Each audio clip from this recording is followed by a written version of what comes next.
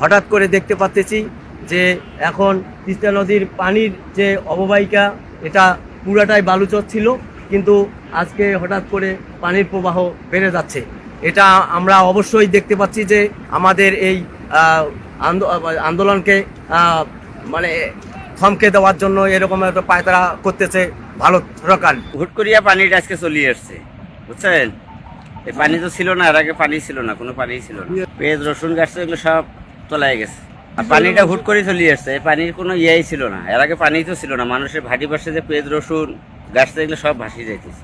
ন্যায্য হিসার আদায়ের অধিকারে একটা আন্দোলন হওয়ার কথা 17-18 তারিখ চলতি মাসের। এখন এটা সম্ভবত ইন্ডিয়া চালাকি করিয়া এই পানিটা দিচ্ছে আর কি, যে যাতে তারা প্রোগ্রামে সাকসেস না হতে পারে। এটা সম্পূর্ণরূপে ইন্ডিয়ার মনে করেন যে চালাকি, এটা বোঝা যাচ্ছে এরকম। কোটি মানুষের আস্থার ভালোবাসায় 11 বারের মতো দেশের 1 নম্বর রেফ্রিজারেটর ব্র্যান্ড ওয়ালটন।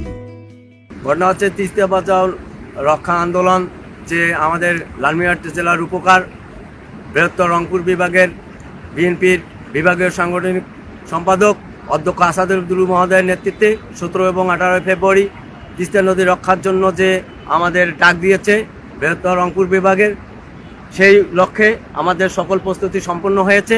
কিন্তু হঠাৎ করে দেখতে পাচ্ছি যে এখন তিস্তা নদীর পানির যে অববাহিকা এটা পুরাটাই বালুচর ছিল, কিন্তু আজকে হঠাৎ করে পানির প্রবাহ বেড়ে যাচ্ছে।